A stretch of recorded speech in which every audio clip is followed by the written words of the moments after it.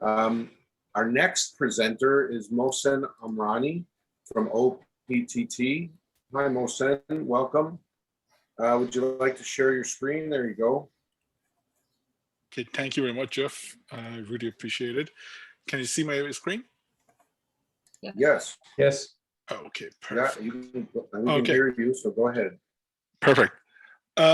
So there are two statistics in the world of mental health that keep me awake at night. One is ignited by the COVID-19 pandemic. The number of virtual mental health care visits rose from 30 times from 166,000 visits a month to almost 5 million visits a month. The second statistic is that in less than 5 years, by 2025, half of psychiatrists practicing today are set to retire. My name is Dr. Mohsen Amrani. I'm not only a medical doctor and neuroscientist, I'm also the CEO of OPT, where our mission is to develop a scalable mental health solution that seeks to remediate this global challenge. So, as I mentioned, there's 60 million patients living with mental health problems in US and Canada, and 40 million of those patients do not receive any care for their problem, mainly because the current face-to-face mode of the care is inefficient, costly. So the number is exponentially rising, and the number of the demand is exponentially rising, and the supply is not only increasing, it's actually decreasing. So, and there is no way that we can train enough clinicians in the next few years to catch up with this expanding demand. And there needs to be a paradigm shift. There needs to be a solution that increases the output of each single clinicians by 5 to 10 times. And that is exactly what we do at OPT. OPT is a B2B digital mental health platform targeted at a healthcare organization and to increase their care capacity and their personnel efficiency by up to 4 times. We equip clinicians with smart tools to communicate and monitor their patients, mostly asynchronously, and we have shown 25 to 45% reduction in symptoms in a range of diseases. So how it works is that we provide clinicians with these pre-designed disease-specific modules. The clinician assign a session to their patients. Patients go through the content on their own time. At the end of each session, there is a homework.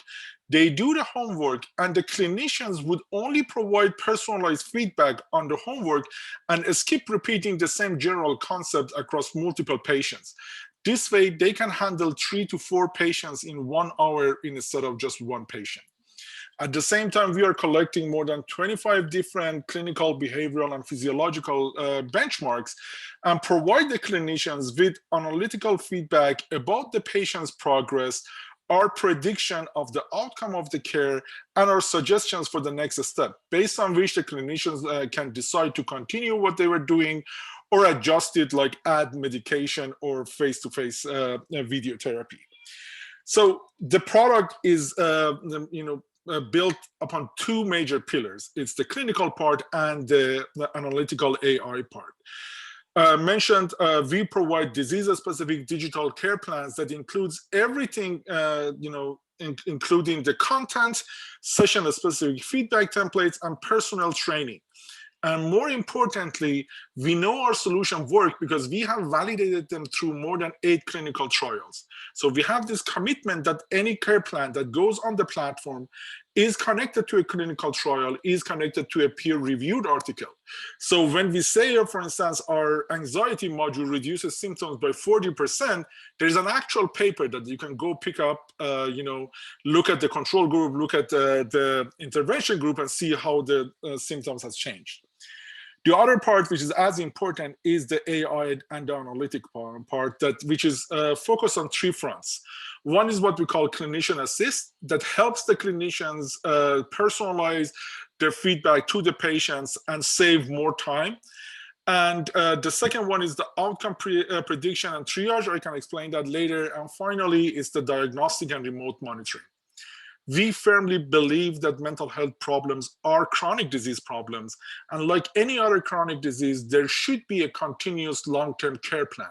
And the first element of any continuous care plan is monitoring of symptoms outside the clinical setup, like the glucometer for diabetic patients. That is why we are combining our AI algorithms, natural language processing, and wearable data information to be able to remotely predict patients' mental status and prevent the next episode before it happens. I'm sure that you think that, oh, I've heard like 100 pitches about mental health over the last year at least. We are different in this market from three fronts. First of all, most of the companies out there are providing service. They're either B2C or they're B2B2C. But we are among the very few companies that are focused on developing the tools that equip the clinicians, whether they are in a telemedicine company or in a more traditional brick and mortar organization, to deliver effective online care to their patients.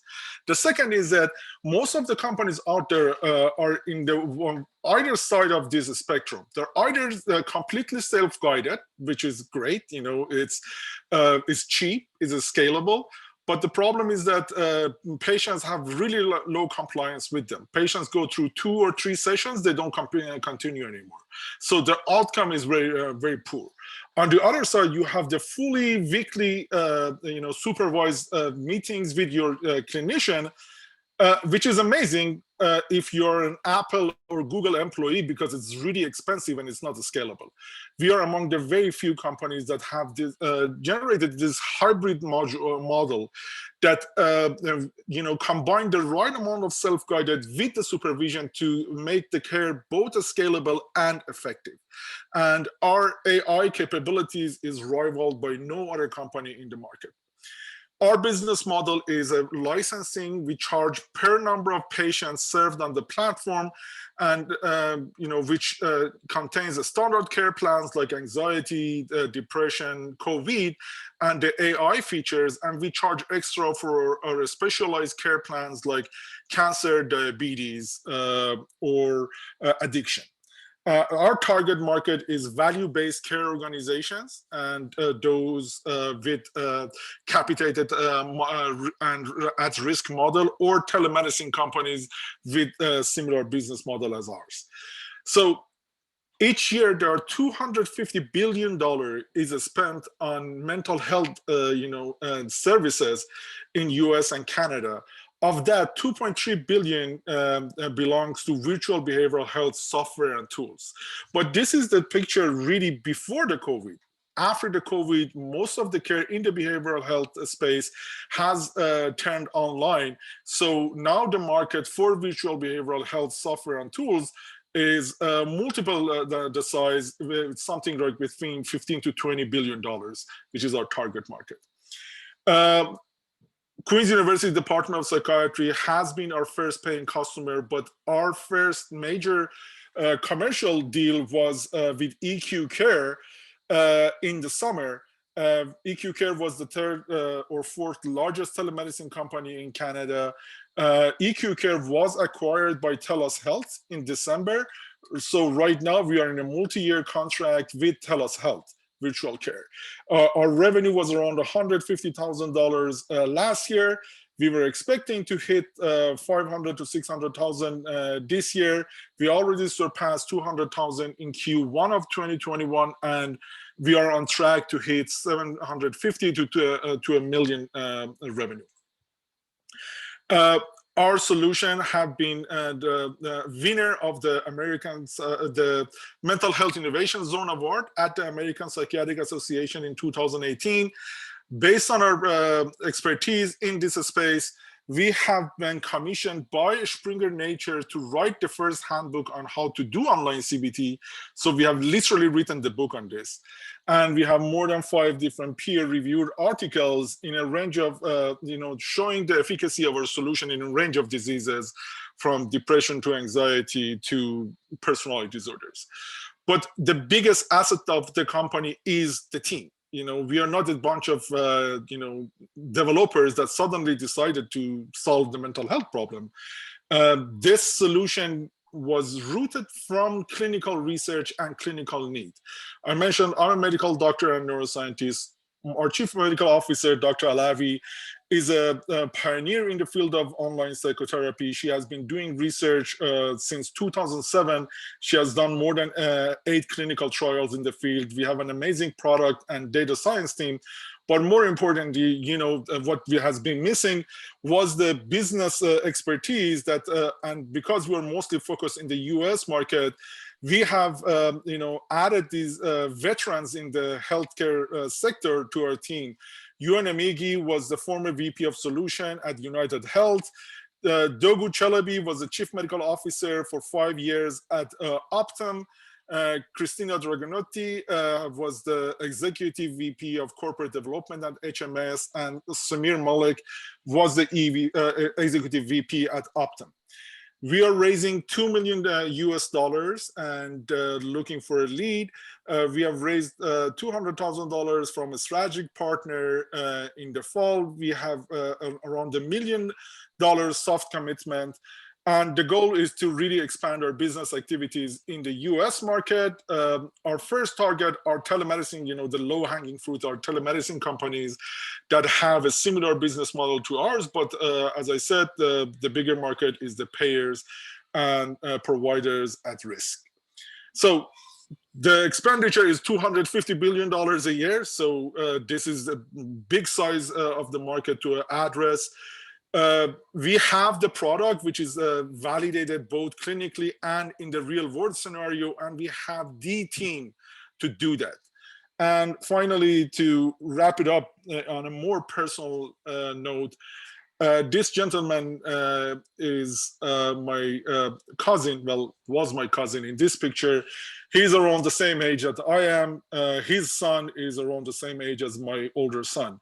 He committed suicide 10, 15 years ago. And I often ask myself, what would his fate be if he had access to, a stigma-free and accessible mental health care? It is too late for him, but he is not particular. There are so many other cousins out there, brother, sister, mother, fathers, that deal with this problem. And I hope you guys join us so we can change their fate together. Thank you. Well, thank you, Mohsen. Great presentation as always. There's no question it's a serious problem, and it's like an avalanche. So having tools like this is really critical. We have a few minutes for questions. Who has a question for Mohsen? I have a question. Sneaker. Okay, Lauren, go ahead. Okay, thank you. Great presentation. It's a very important. It's very important, and it's encouraging that it's being more accessible because of the increase in virtual therapy, and that's a great opportunity. Powerful story with your cousin, and I'm very sorry to hear about that loss. It's very difficult. And I would encourage you to incorporate that in your storyline earlier on in the presentation to carry the audience through that journey. It's very powerful, and we all know someone or a friend or family that unfortunately has or is struggling with mental health. So thank you for sharing that story.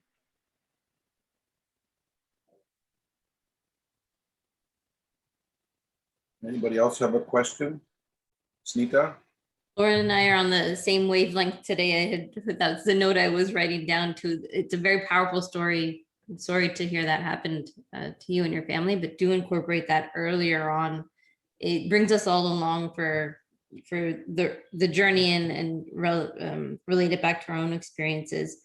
Mohsen, your passion really shines throughout the deck. So kudos to you on that. One of the things I was wondering was, why is he so passionate? And that at the end we learned why you were so passionate. The only piece of feedback I have on the deck for you is on your raised line, just include a bullet point on the runway that'll provide you, 12 to 18 months. It is a super minor point, but it was the only thing that Otherwise, the deck is really well done. That was the only one piece that I'd encourage you to add in there. That's a great point. Thank you. Any other comments or feedback? All right, Mohsen, you Thank you very nailed much, it. Well everybody. done. Oh, Very, thanks. very good presentation. Thank you. Thank Oh, you. we have we actually have a question from the audience. Let me see. Where is it?